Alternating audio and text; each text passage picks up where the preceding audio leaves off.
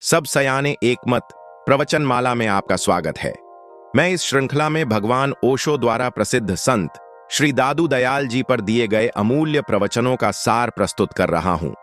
यदि आप जीवन को गहराई से समझना चाहते हैं तो इसके पिछले भाग अवश्य सुनिए और अगला भाग मिस मत कीजिए, क्योंकि यह प्रवचनमाला जीवन की सबसे गहरी सच्चाई को उजागर करती है कि कभी-कभी जीवन में हम ऐसे मोड़ पर खड़े हो जाते हैं जहां दोनों रास्ते सुंदर दिखते हैं, लेकिन दोनों तरफ बसने वाले लोग बदसूरत। ओशो के विचार हमेशा मन को भीतर तक छू जाते हैं। इस वीडियो में आप जानेंगे कि इंसान अकेला नहीं चलता, हम सब एक साझा यात्रा पर हैं। हमारी कमजोरियां, हमारे भय, हमारे अपराध, ये सिर्फ हमारे नहीं, पूरी मनुष्यता की कहानी है। जब हम यह समझते हैं कि हर व्यक्ति भीतर से वही संघर्षों से गुजर रहा है, तो हमारे भीतर करुणा जन्म लेती है और अहंकार अपने आप घुल जाता है। ओशो बताते हैं कि निजी मुलाकातों की चाह क्यों अहंकार से भरी होती है और क्यों जीवन के गहरे सच तब समझ आते हैं जब हम तटस्थ होकर सुनते हैं। यह वीडियो आपको मनुष्य होने की सच्ची परिभाषा से परिचित कराएगा, एक ऐसी सच्चाई जिससे जुड़कर इंसान हल्का, शांत और समझदार हो जाता है। अगर आप आत्म जागरण, आत्म स्वीकृति और मन के परिवर्तन की तलाश में हैं, तो यह वीडियो आपके लिए है। कभी कभी जिंदगी हमें हमारी ही छाया से मिलवा देती है। हम सोचते हैं हमारी परेशानियां सिर्फ हमारी हैं, लेकिन सच यह है कि हर मनुष्य एक ही नाव में बैठा है और नाव में एक भी छेद हो जाए तो कोई अकेला नहीं डूबता, पूरा जहाज डूब जाता है। आज की इस गहन यात्रा की शुरुआत एक छोटी सी घटना से होती है। सोचिए, एक आदमी नाव में बैठा है और आराम से अपनी जगह पर छेद कर रहा है। लोग घबरा कर कहते हैं, यह क्या पागलपन है? और वह बड़ी मासूमियत से जवाब देता है, अपनी जगह का ध्यान रखो, यह सीट मेरी है, छेद भी मेरा है, डूबूंगा तो मैं ही डूबूंगा। पर सच यह है, किसी एक की गलती सिर्फ उसी की नहीं होती, किसी एक का भ्रम सिर्फ उसी का नहीं होता, और किसी एक का पतन सिर्फ उसी का नहीं होता, उससे पूरी मनुष्यता हिलती है। इसी तरह हमारी हर कमजोरी, हर डर, हर अधूरापन, यह सब सिर्फ हमारा निजी बोझ नहीं है, यह पूरी मानवता की साझा कहानी है। यही वह बिंदु है जहां करुणा जन्म लेती है। जब हम समझते हैं कि जिस चोर को अदालत में सजा दी जा रही है वह अपराध सिर्फ उसी का नहीं, वही चोरी का बीज हम सबके भीतर भी पड़ा है। बस किसी में अवसर नहीं मिला, किसी में साहस नहीं था और कोई पकड़ में नहीं आया। अगर एक मजिस्ट्रेट यह समझ ले कि सामने खड़ा दोषी और वह स्वयं दोनों एक ही मनुष्यता के दो चेहरे हैं, तो हर सज्जा की शुरुआत दया से होगी और हर दंड का अंत करुणा से।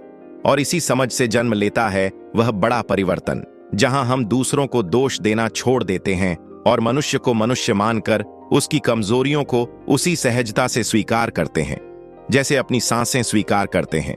लेकिन एक और बात, हम तब सुनते नहीं जब हमारी बारी होती है। हम उलझे होते हैं, घबराए होते हैं, डरे हुए होते हैं।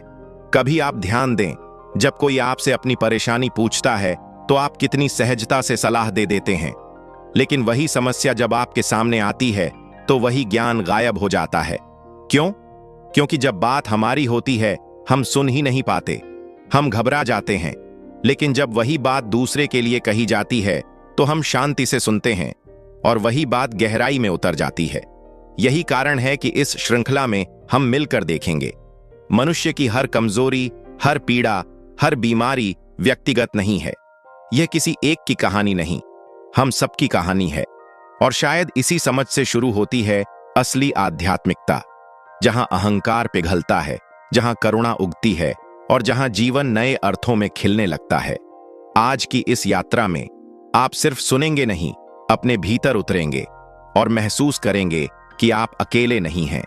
जो सवाल आपके हैं वही सवाल पूरी दुनिया के हैं, और जो रोशनी आप तलाशते हैं वही रोशनी सब खोज रहे हैं। तो आइए अपनी नाव को बचाने की इस यात्रा पर एक साथ चलते हैं। और हाँ, आगे बढ़ने से पहले वीडियो को लाइक करो, शेयर करो और चैनल को सब्सक्राइब करो, ताकि आने वाली प्रत्येक वीडियो का नोटिफिकेशन आपके पास सबसे पहले पहुंच सके, क्योंकि यह सीरीज तुम्हारे भीतर की नींद तोड़ने के लिए है। और याद रखना, जब भीतर जागृति होती है तभी सच्चा एकमत अनुभव होता है, जहां सब सयाने एक मत हैं। अब हम ओशो द्वारा दिए गए प्रवचन को आसान भाषा में विस्तार पूर्वक समझने का प्रयास करेंगे। पुनर्लिखित कंटेंट, कॉपीराइट सेफ, आकर्षक, आत्मीय शैली में। एक साधक ओशो से प्रश्न पूछता है, भगवान, क्या जैन संत बोकोजू का अपनी मृत्यु पहले से तय कर लेना तथागत की शिक्षा के विपरीत नहीं माना जाएगा? ओशो प्रश्न का उत्तर देते हुए कहते हैं, देखने में ऐसा जरूर लग सकता है, लेकिन संतों के जीवन को सिर्फ ऊपर ऊपर से देखने वाला व्यक्ति कभी उनकी असली गहराई को समझ ही नहीं पाता। संत को समझने की दृष्टि सामान्य नहीं होती, उसकी एक अलग ही आंख चाहिए, एक ऐसी आंख जो भीतर उतर सके। जब तुम बोकोजू को ध्यान से देखोगे तो न वहां कोई बोकोजू मिलेगा और न कोई व्यक्ति, वहां केवल एक शून्यता, एक निर्मल खालीपन मिलेगा। और वही तो सच्चे संत की पहचान है। बोकोजू ने अपनी मृत्यु की कोई योजना नहीं बनाई थी, उन्होंने केवल वही होने दिया जो उस पल प्रकट हुआ। घटना यह हुई कि मृत्यु के निकट आते आते वे अचानक उठ खड़े हुए और बोले, मुझे श्मशान तक खुद चलने दो। मैं नहीं चाहता कि मेरी देह किसी और के कंधे पर लदी हो। जैसे जीवन मेरा था वैसे ही मृत्यु भी मेरी ही रहे। और वे सचमुच अकेले ही मरघट तक गए। वहां जाकर उन्होंने अपने हाथों से अपनी कब्र खोदी, उसमें लेट गए और सहज ही अपने प्राणों को छोड़ दिया। ऊपर से देखने वाला व्यक्ति तुरंत कहेगा, यह तो कर्तापन है, यह तो किया हुआ है। लेकिन भीतर उतर कर देखें तो वहां कर्ता का कोई नामो निशान नहीं था। यह सब बोकोजू पर घटा था, उसी तरह जैसे किसी पेड़ पर अचानक फूल खिल उठता है। न योजना, न निर्णय, बस एक सहज प्रस्फुटन। हां, अगर बोकोजू यह सोचने लगते कि अगर मैंने ऐसा किया तो लोग क्या कहेंगे, यह तो मृत्यु पूर्व नियोजन हो जाएगा, यह तो किसी ने किया भी नहीं, तो वास्तव में कर्ता पैदा हो जाता। और कर्ता का पैदा होना ही तथाता उस पूर्ण स्वीकृति से गिर जाना है। लेकिन बोकोजू ने वैसा कुछ नहीं सोचा। जो भीतर उभरा उसे उसी क्षण स्वीकार कर लिया। उस घड़ी उनके भीतर जो भाव खिला उसने स्वयं को पूर्णता से व्यक्त कर दिया, बिल्कुल उसी तरह जैसे किसी पेड़ की डाल पर अचानक एक फूल जन्म लेता है। एक साधक अपने गुरु के साथ रहता था। उसने कई वर्षों तक वही किया जो गुरु ने उसे बताया था। दिन में 5 बार प्रार्थना करना उसने एक दिन भी नहीं छोड़ा। वह एक सूफी संत का शिष्य था और धीरे धीरे उसकी ख्याति चारों तरफ फैलने लगी। लोग उसे भी अपने गुरु की ही तरह पूजने लगे। लेकिन आश्चर्य की बात यह थी कि गुरु ने कभी भी उसके बारे में एक शब्द भी प्रशंसा का नहीं कहा। यह और भी अजीब इसलिए था क्योंकि गुरु ऐसे नहीं थे कि तारीफ करने में कंजूसी करें। जिसमें भी उन्हें कोई सच्चा फूल खिलता दिखाई देता वे तुरंत उसकी सराहना करते। पर इस शिष्य की प्रसिद्धि जितनी बढ़ी, गुरु उतने ही मौन रहे। लोग हैरान थे कि बाकी साधक आगे बढ़ते ही गुरु द्वारा स्वीकार कर लिए गए, पर यह शिष्य जिसकी ख्याति सबसे ज्यादा थी, उसके लिए गुरु के मुख से एक शब्द भी नहीं निकला। एक सुबह ऐसा हुआ कि शिष्य पहली नमाज के समय नहीं आया। उसकी यह पहली चूक थी। दोपहर तक जब वह वापस लौटा, गुरु ने उसे देखा और बरसों में पहली बार उनके चेहरे पर उसके लिए प्रशंसा उभरी। गुरु बोले, आज वह हुआ जिसका इंतजार था। लोग अवाक रह गए। उन्होंने पूछा, गुरुदेव, आज तो इसे डांट मिलनी चाहिए थी। इतने सालों की साधना में आज ही तो यह चूका है। गुरु ने शांत स्वर में कहा, तुम लोग केवल घटना देख रहे हो, भावना नहीं। यह अब तक प्रार्थना करता था क्योंकि उसे करनी पड़ती थी, नियम था।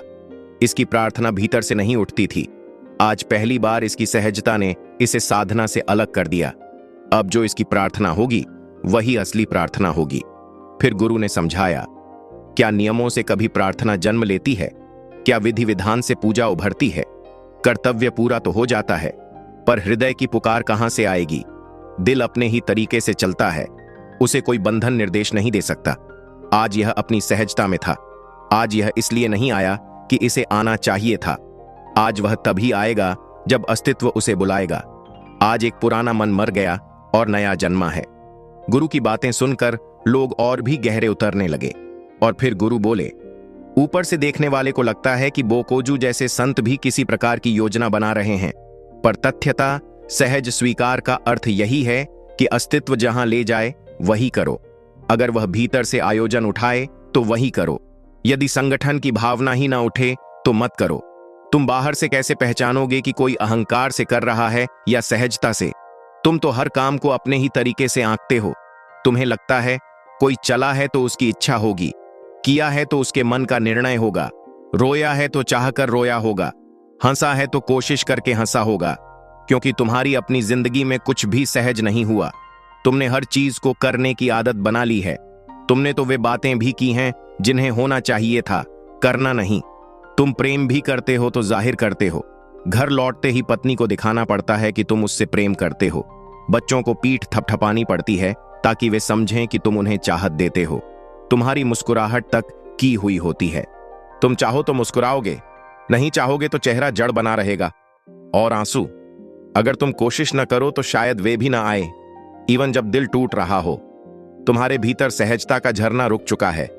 तुम्हारी हर भावना भी करने में बदल गई है, होने देने में नहीं।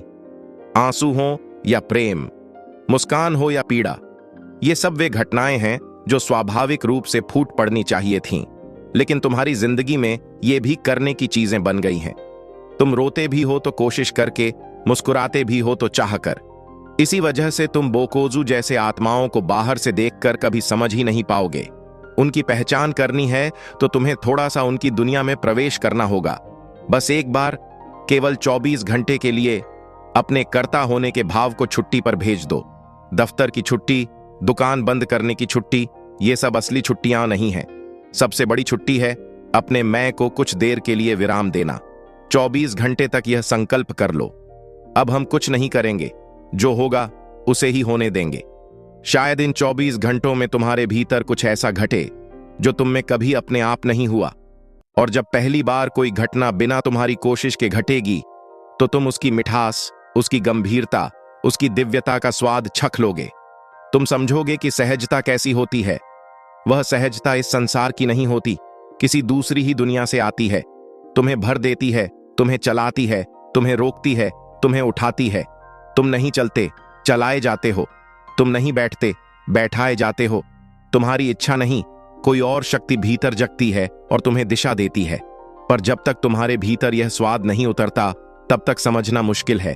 एक बार प्रयास करो, इतना भरोसा रखो, इन 24 घंटों में दुनिया बर्बाद नहीं हो जाएगी। कुछ भी ऐसा नहीं होगा जो तुम्हारी पकड़ से बाहर हो जाए।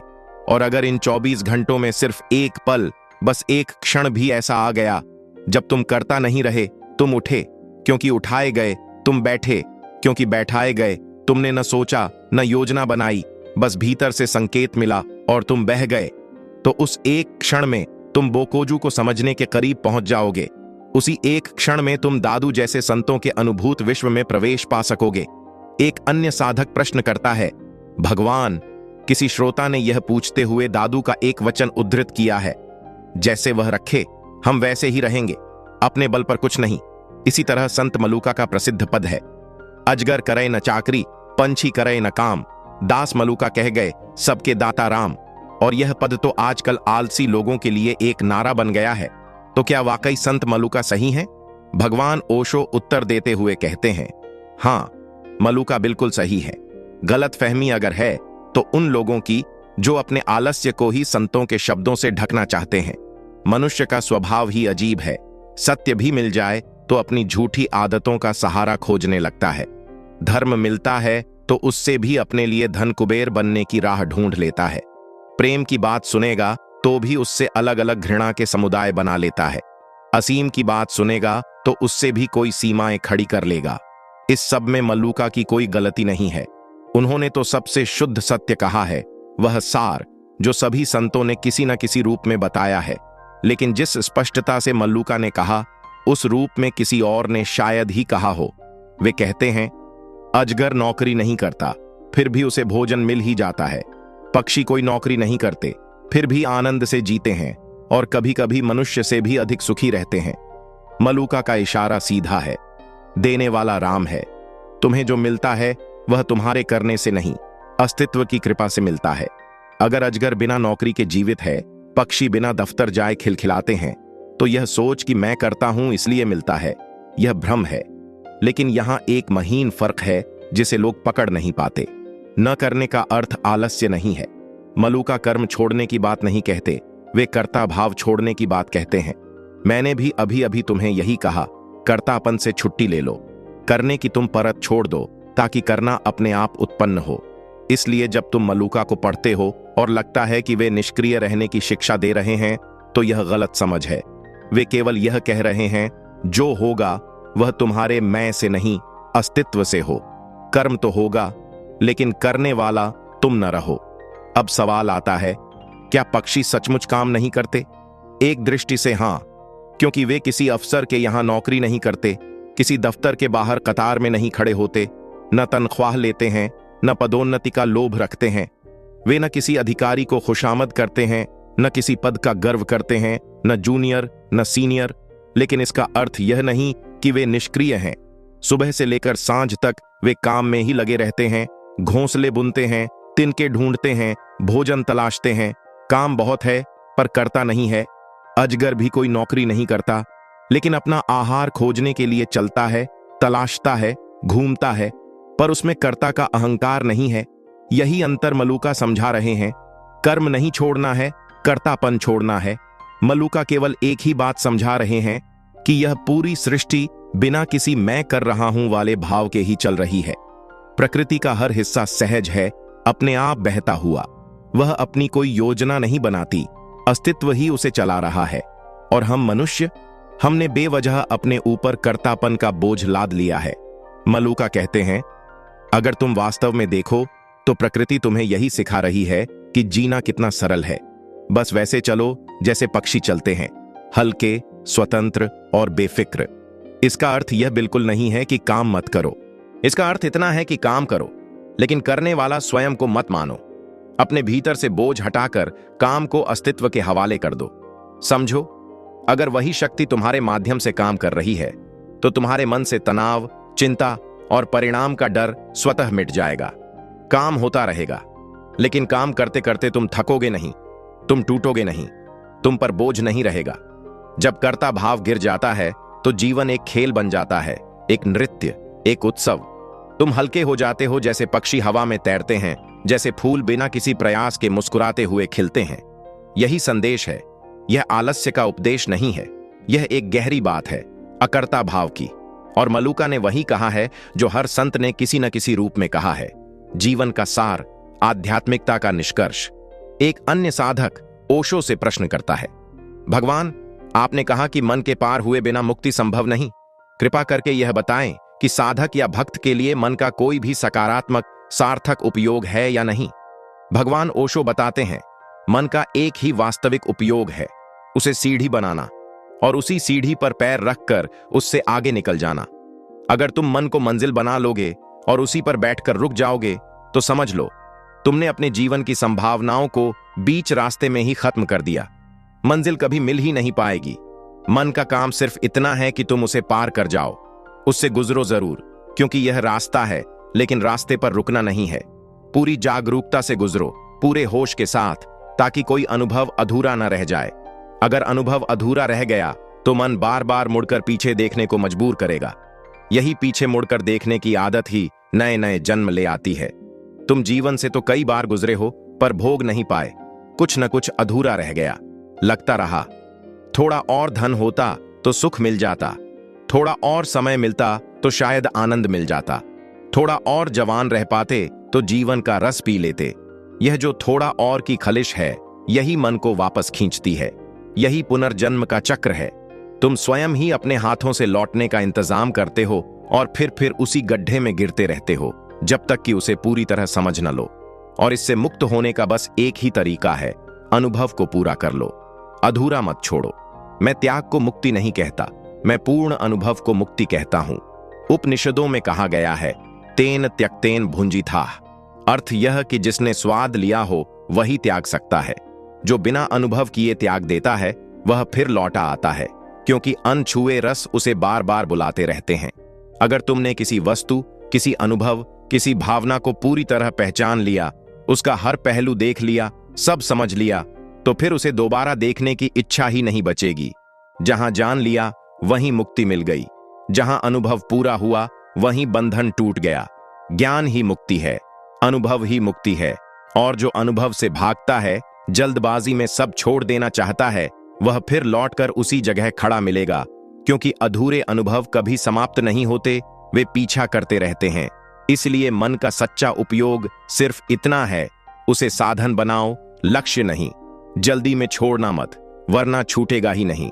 उसे पूरा पहचानो, पूरा समझो, तभी तुम जान पाओगे कि मन तो रेत है और हम उसी में से तेल निकालने की कोशिश कर रहे हैं।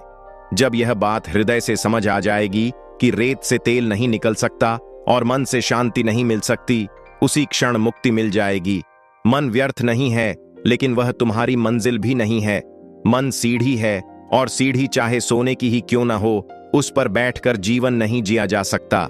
यात्रा का आनंद तभी मिलेगा जब तुम उस पर पैर रखकर आगे बढ़ जाओगे। मन कोई ठहरने की जगह नहीं है, यह तो सिर्फ एक पड़ाव है, एक रास्ता है। इसे उसी तरह पार कर जाना है जैसे किसी पुल से गुजरते हैं। लेकिन यदि तुम पुल के बीचों बीच बैठ गए तो परेशानियां ही परेशानियां मिलेंगी। हजारों लोग उसी पुल से गुजर रहे हैं, कोई धक्का देगा, कोई ठोकर मारेगा, और तुम कभी शांति नहीं पा सकोगे। जब मन को ठीक से समझ लिया जाता है, तभी भीतर ध्यान का उदय होता है। मन ध्यान की ओर ले जाने वाली सीढ़ी है, लेकिन ध्यान भी अंतिम मंजिल नहीं है। जो ध्यान पर ही रुक गया वह समाधि तक पहुंच ही नहीं सकता। समाधि क्या है? समाधि वह अवस्था है जहां सभी प्रश्न शांत हो जाते हैं, जिज्ञासा मिट जाती है, कोई चाह शेष नहीं रहती। मन की सारी तरंगें शांत होकर बिल्कुल स्थिर झील बन जाती हैं। जब भीतर ऐसी पूर्ण निस्तब्धता जन्म लेती है, तभी परम सत्य परमात्मा से मिलन होता है। वही साईं का साक्षात्कार है। यात्रा 3 चरणों से गुजरती है: मन, ध्यान, समाधि। अभी तुम मन के द्वार पर खड़े हो। अगर मन को ही सब समझकर उससे चिपक गए तो दुख मिलेगा, भ्रम मिलेगा और जीवन नर्क जैसा हो जाएगा। इसीलिए सभी ज्ञानी पुरुष तुम्हें मन से आगे ध्यान की दिशा में खींचना चाहते हैं। ध्यान मन की कोई क्रिया नहीं है, ध्यान तो मन के शांत हो जाने का नाम है। मन के कांटे को ध्यान के कांटे से निकाला जाता है, जैसे एक कांटे को दूसरे कांटे से निकालकर दोनों को ही फेंक देते हैं। लेकिन दुनिया बड़ी अजीब है। कुछ लोग मन से तो छुटकारा पा लेते हैं, पर ध्यान से चिपक जाते हैं। बाजार छोड़ देते हैं, मगर आश्रम से बंध जाते हैं। दुकान का हिसाब छोड़ देते हैं, लेकिन गीता कुरान को पकड़ लेते हैं। मन का पुराना कांटा किसी तरह निकाल तो दिया, पर अब ध्यान का नया कांटा पकड़कर बैठ गए। ध्यान का भी अपना काम है, उसने मदद की, उसके लिए धन्यवाद दो, लेकिन उसे थामे मत रहो, क्योंकि यदि ध्यान को ही पकड़े रहे तो वही एक नई बीमारी बन जाएगी। थोड़े समय बाद ध्यान भी मन जैसा ही बोझ बन जाता है, एक गांठ, एक घाव। समाधिस्थ व्यक्ति ध्यान नहीं करता, क्योंकि जब मन ही नहीं बचा तो ध्यान किस पर होगा। जब बीमारी ही मिट गई तो दवाई की बोतल को क्यों ढोना। बीमारी चली जाए और कोई व्यक्ति दवा की शीशी को सीने से लगाकर घूमता रहे तो यह भी पागलपन ही है। ध्यान औषधि है। बीमारी अर्थात मन दूर हो जाए और औषधि अर्थात ध्यान भी अपना कार्य पूरा कर ले तो उसे भी छोड़ देना चाहिए, वरना वही ध्यान नया मन बन जाएगा, वही मन नया बंधन बन जाएगा। इसलिए बुद्ध पुरुष कहते हैं, जैसे ही ध्यान तुम्हें पार पहुंचा दे, एक क्षण भी रुकना मत, ध्यान को भी छोड़ दो। मन और ध्यान दोनों ही जब गिर जाते हैं, तभी समाधि खिलती है। समाधि वही है जहां न मन बचता है न ध्यान, सिर्फ शुद्ध अस्तित्व, शुद्ध मौन, शुद्ध आनंद रह जाता है। एक अन्य साधक प्रश्न करता है, भगवान, आपने कहा कि अस्तित्व एक दर्पण है जिसमें हम अपने ही प्रतिबिंब को देखते हैं। पाप पुण्य, शुभ अशुभ, दुख सुख, स्वर्ग नरक, ये सब हमारे ही मन के प्रक्षेपण हैं। यदि ऐसा है तो जो संत पूर्णतः शुद्ध और शून्य हो चुके हैं, उन्हें हमारी पीड़ा, हमारी उलझने, हमारे पाप और हमारा नरक कैसे दिखाई देता है? भगवान ओशो कहते हैं, उन्हें कुछ भी दिखाई नहीं देता। यही तो असली रहस्य है। जिसे तुम्हारा दुख, तुम्हारा नरक, तुम्हारी पीड़ा दिखाई देती है, वह अभी तुम्हारी ही दुनिया का हिस्सा है। तुम्हारी तरह उसकी आंखें भी सपनों में उलझी हैं। ऐसे लोग सेवक हो सकते हैं, महात्मा कहलाए जा सकते हैं, पर संत नहीं होते। जो व्यक्ति तुम्हारा दुख मिटाने की कोशिश करता है, वह अभी तुम्हारे ही भ्रम में फंसा हुआ है।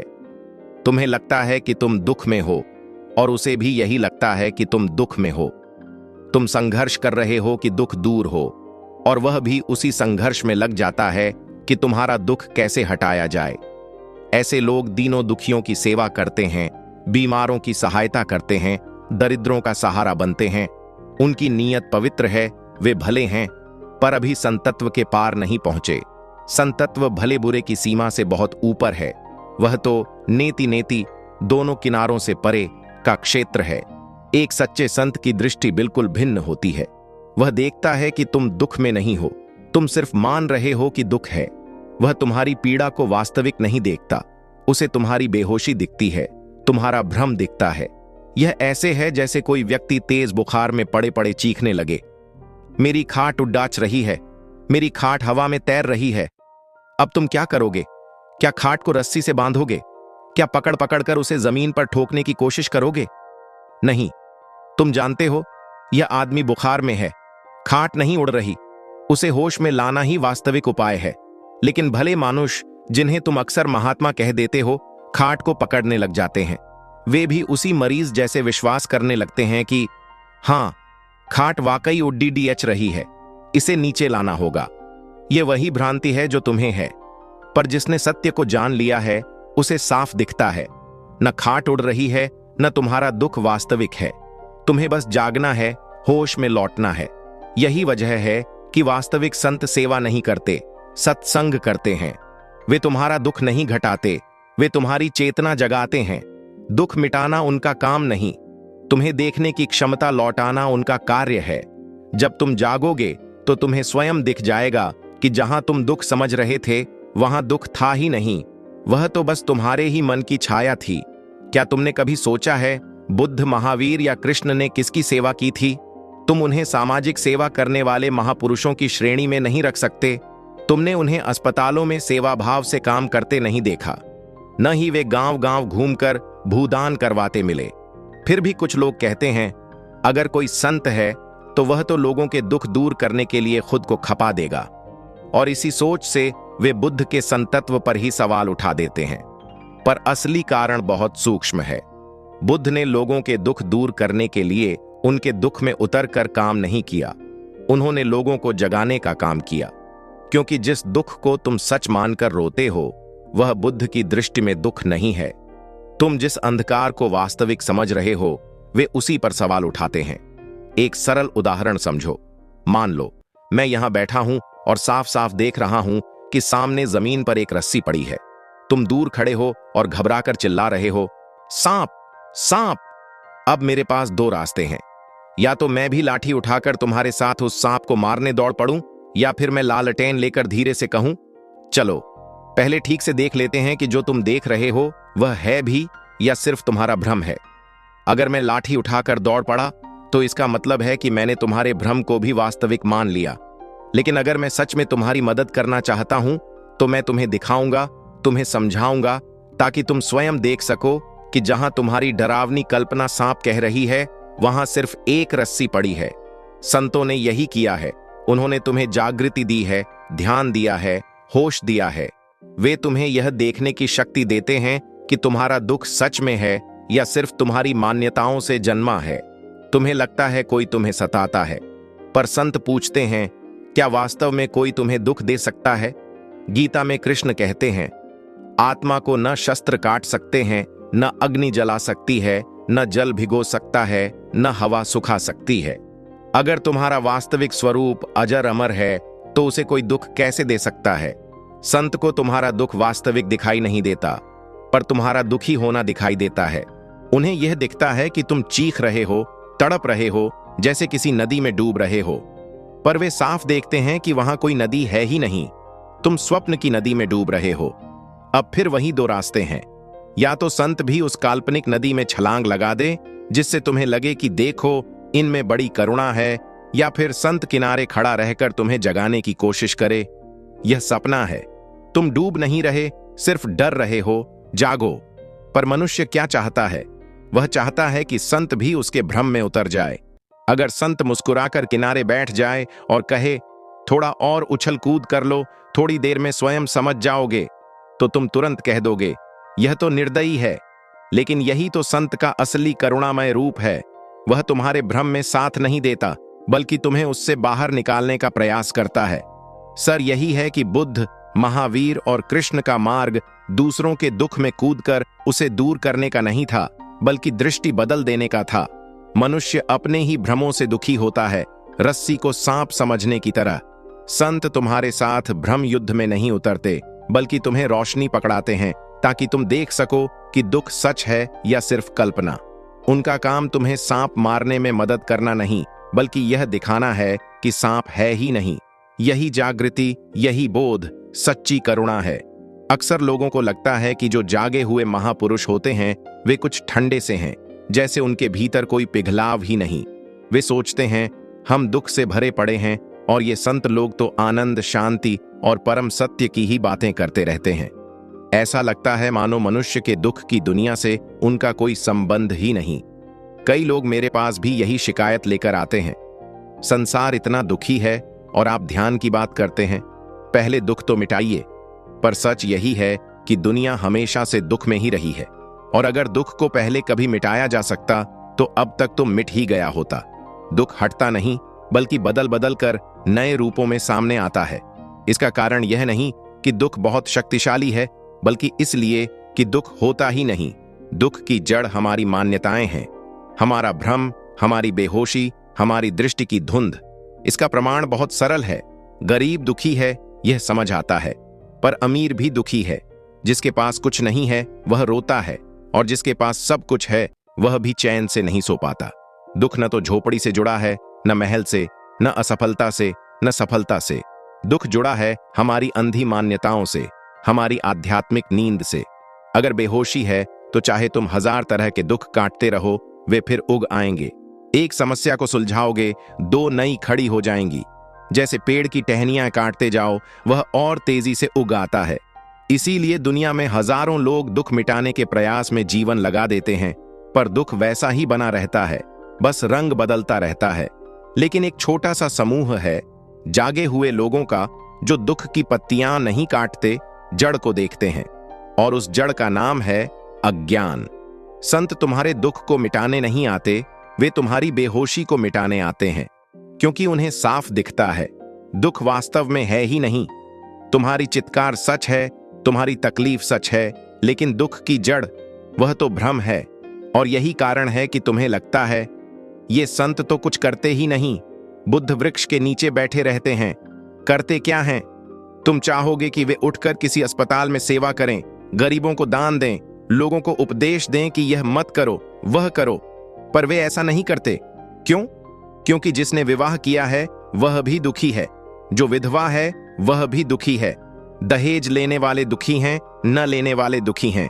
गरीब दुखी है, अमीर दुखी है, बीमार दुखी है, और जो स्वस्थ है वह भी उलझन में है। अब इस स्वास्थ्य का क्या करें? तुम्हें दूसरे का दुख कम दिखता है और अपना दुख सबसे बड़ा लगता है। गरीब सोचता है अमीर कितना सुखी होगा, अमीर सोचता है गरीब को कितना चैन है। शहर वाला गांव को आदर्श समझता है, और गांव वाला किसी भी तरह शहर भाग जाना चाहता है। दूसरे का जीवन हमेशा आसान लगता है, क्योंकि हम उसके भीतर की आग नहीं देखते। अमेरिका में तो मजाक में यह भी कहा जाता है, अगर 45 साल की उम्र तक पहली हार्ट अटैक नहीं हुआ तो आदमी सफल नहीं है, क्योंकि सफलता की दौड़ ही ऐसी है कि शरीर जवाब दे देता है। और इस पूरे दुख संसार को ठीक करना है तो तरीका सिर्फ एक है, जागरण। बाहरी दुख बदलने से कुछ नहीं होता, अपने भीतर की बेहोशी बदलनी होती है। जागा हुआ व्यक्ति तुम्हारे दुख की कथा नहीं सुनता, वह तुम्हारी जड़ को देखता है। तुम्हारी मूर्छा, तुम्हारा भ्रम उसे साफ दिखता है। सामने रस्सी पड़ी है, पर तुम उसे सांप समझकर तलवारें निकाल रहे हो। संत तुम्हें शांत करने की कोशिश करता है, सांप को नहीं मारना है, तुम्हारे भीतर की अंधेरी नींद को मारना है। दुख को नहीं मिटाना है, दुख पैदा करने वाली स्थिति को मिटाना है। और जब जड़ कट जाती है, पेड़ अपने आप सूख जाता है। संत को तुम्हारी पीड़ा दिखाई नहीं देती, लेकिन तुम्हारा पीड़ित होना यह साफ दिखता है। और वे जानते हैं तुम्हारी पीड़ा वास्तविक नहीं, केवल भ्रम से पैदा है। इसलिए वे हंस भी सकते हैं, पर हंसते नहीं, क्योंकि तुम नाराज हो जाओगे और सांप को छोड़कर उन्हीं पर वार करने लगोगे। इसलिए वे गंभीर चेहरा रखकर धीरे से कहते हैं, ठीक है, दुख है, हां समझते हैं, कुछ उपाय करेंगे। जबकि भीतर वे जानते हैं तुम्हारा दुख तुम्हारी अज्ञानता का खेल है। इसीलिए सभी शास्त्र कहते हैं दुख का जन्म अज्ञान से होता है, और इसका उपाय है दिया जलाना, जागरण, होश। एक अन्य साधक प्रश्न करता है, कई बार यह सवाल उठता है कि जब मन हजारों इच्छाओं से भरा पड़ा है, तो ईश्वर की चाह कैसे जन्म लेगी? क्या परमात्मा की खोज भी हमारी बाकी आकांक्षाओं की तरह ही एक नई सूची बन जाएगी? अगर मन पहले से ही भरा हुआ है तो आध्यात्मिक यात्रा की शुरुआत कहां से होगी? ओशो कहते हैं, जवाब बहुत सरल है पर उतना ही गहरा भी। परमात्मा कोई 1000वीं या 1001वीं आकांक्षा नहीं हो सकता। धर्म का मार्ग वहीं से खुलता है जहां इच्छाओं की भीड़ कम होने लगती है। मन में जब हजारों ख्वाहिशें हों, धन चाहिए, पद चाहिए, सम्मान चाहिए, सुख सुविधाएं चाहिए, तो परमात्मा की तलाश भी इसी भीड़ में एक अलग दुकान की तरह लगने लगती है। लेकिन सच यह है कि ईश्वर की आकांक्षा किसी भी वर्ल्डली इच्छा के साथ खड़ी हो ही नहीं सकती। वह अकेली ही जन्म लेती है। तो शुरुआत कैसे होगी? शुरुआत तब होती है जब तुम्हें अपनी ही आकांक्षाओं का बेमानीपन दिखने लगे, जब धीरे धीरे तुम्हारे भीतर यह बोध उठने लगे कि मैं जिन चीजों के पीछे भाग रहा हूं वे तो मृग तृष्णा हैं, दूर जाते ही और दूर चली जाती हैं। जब एक इच्छा गिरती है तो मन में थोड़ी सी जगह खाली होती है, जब दूसरी टूटती है थोड़ी और जगह बनती है, जब तीसरी मुरझाती है भीतर एक और कोना सन्नाटा चाहता है, शांति चाहता है। अभी इस खालीपन में परमात्मा की आकांक्षा जन्म नहीं लेती, लेकिन जगह बन जाती है, वह पवित्र स्थान जहां आगे चलकर दिव्यता का उदय होगा। धीरे धीरे हर दिन, हर अनुभव, हर ठोकर तुम्हें यह समझाने लगता है कि इच्छाओं का पीछा अंततः दुख ही देता है। एक एक करके वे आकांक्षाएं टूटती जाती हैं और मन हल्का होते होते एक दिन एकदम निर्विकार हो जाता है, पूर्ण शून्य। और उसी शून्य में, उसी रिक्तता में अचानक एक महान आकांक्षा बिजली की तरह प्रकट होती है, परमात्मा की आकांक्षा। यह इच्छा बाकी सभी इच्छाओं जैसी नहीं होती, यह अकेली जीवित रहती है। यह बाकी आकांक्षाओं के साथ खड़ी नहीं हो सकती, क्योंकि वह छोटी चीज नहीं है। वह विराट की पुकार है, अस्तित्व की पुकार है। धर्म का जन्म तब होता है जब मन की पुरानी भीड़ हटती है और भीतर केवल एक चाह शेष रह जाती है, सत्य को जानने की चाह। आध्यात्मिक यात्रा के दो सूक्ष्म पड़ाव हैं। पहला कदम यह है कि जब मन की बाकी सारी इच्छाएं धीरे धीरे टूटने लगती हैं, तब भीतर एक नई चाह जन्म लेती है, परमात्मा की चाह। और दूसरा कदम उससे भी गहरा है, जब इस दिव्य आकांक्षा को भी छोड़ दिया जाता है, क्योंकि सत्य तक पहुंचने में यह एकमात्र बची हुई इच्छा भी अंतिम बाधा बन जाती है। शुरुआत में संत लोग समझाते हैं कि संसार की दौड़ धूप छोड़ो, तुच्छ लालसाओं को मिटाओ और भीतर परमात्मा की उत्कट आकांक्षा जगने दो। लेकिन जब वह पुण्य घड़ी आ जाती है, जब मन में बस एक ही तरल चाह बचती है, ईश्वर को पाने की, तब मार्ग का अगला रहस्य खोला जाता है। वे कहते हैं, अब इस चाह को भी जाने दो, अब पूर्णतः निराकांक्षी बनो, वासनाहीन हो जाओ। तुम जितने हल्के हो जाओगे उतनी सहजता से परमात्मा तुम्हारे भीतर प्रकट होगा, क्योंकि यही वह अवस्था है जिसमें कोई दीवार नहीं रहती, कोई मांग नहीं रहती, सिर्फ शुद्ध अस्तित्व बचता है। और उसी क्षण मिलन घटता है, बिल्कुल अपने आप। जब दुनिया की इच्छाएं अर्थहीन हो जाती है तो यात्रा आधी पूरी हो जाती है। जब परमात्मा की तलाश शुरू होती है तो जीवन में प्रार्थना उतरती है, भक्ति खिलती है, भीतर उजास फैलता है, एक नई ऊर्जा नृत्य करने लगती है। लेकिन थोड़े ही समय में यह एहसास भी आता है कि परमात्मा को पाने की चाह ही एक महीन पर्दा बन गई है। ईश्वर तो सामने खड़ा है, बस एक झीनी सी चादर बाकी है, और यह चादर सिर्फ पाने की चाह है। तुम हाथ बढ़ाते हो तो पर्दा छूते हो, आंखें उठाते हो तो पर्दा ही दिखाई देता है। पीछे की दिव्यता की आभा दिखती है पर सीधा स्पर्श नहीं हो पाता।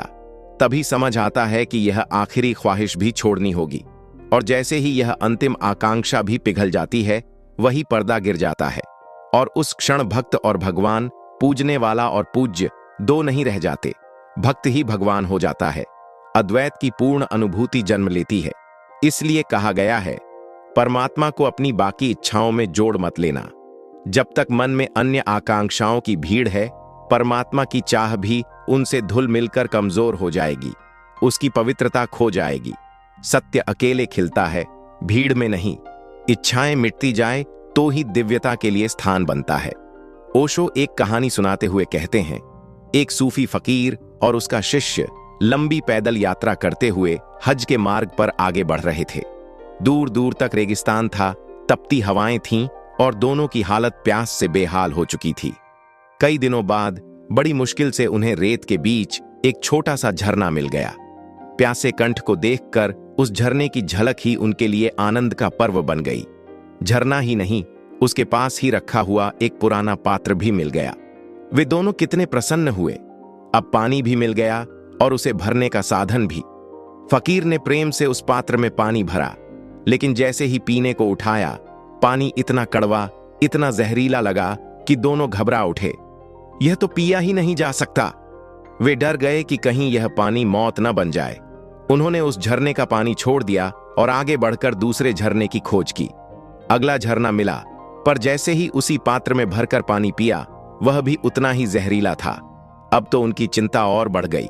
पानी सामने था, लेकिन पिया नहीं जा सकता था।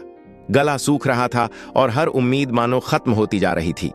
वे तीसरे झरने तक पहुंचे। वहां एक और फकीर बैठा था। परेशान होकर उन्होंने उससे कहा, भाई, मामला समझ में नहीं आता, हर झरना कड़वा क्यों है? वह फकीर मुस्कुराया, देर तक उनके चेहरे देखता रहा और बोला, झरने कड़वे नहीं हैं। शायद समस्या पानी में नहीं, तुम्हारे पात्र में है। मैं तो इन्हीं झरनों का पानी पीकर जी रहा हूं। तुम झरने से सीधे पानी पियो, पात्र में मत भरो। उन्होंने सीधे झरने से हथेलियों में पानी लेकर पिया और चकित रह गए। पानी तो अमृत जैसा मीठा था। असल में दोष झरनों में नहीं था, दोष उस गंदे पात्र में था। इस कहानी का आध्यात्मिक सार यही है कि जिस तरह वह पात्र जहरीला था और हर जल को कड़वा कर देता था, ठीक उसी तरह हमारी आकांक्षा भी एक गंदे पात्र की तरह है। जिस पात्र ने संसार के विष भी छकाए हों, उसी पात्र में अगर तुम परमात्मा की आकांक्षा भी डाल दोगे तो वह भी बोझ, कड़वाहट और पीड़ा बन जाएगी। इसीलिए अक्सर हम देखते हैं कि जिसे हम धार्मिक कहते हैं, वह कभी कभी उस व्यक्ति से भी ज्यादा दुखी मिलता है जो सिर्फ सांसारिक है। सांसारिक व्यक्ति को केवल धन चाहिए, पद चाहिए, मान चाहिए। उसका गणित सीधा है। कहीं कहीं वह हंस भी लेता है, थोड़ा आनंद भी ले लेता है। लेकिन धार्मिक व्यक्ति, उसे धन भी चाहिए, प्रतिष्ठा भी चाहिए और साथ में परमात्मा भी चाहिए।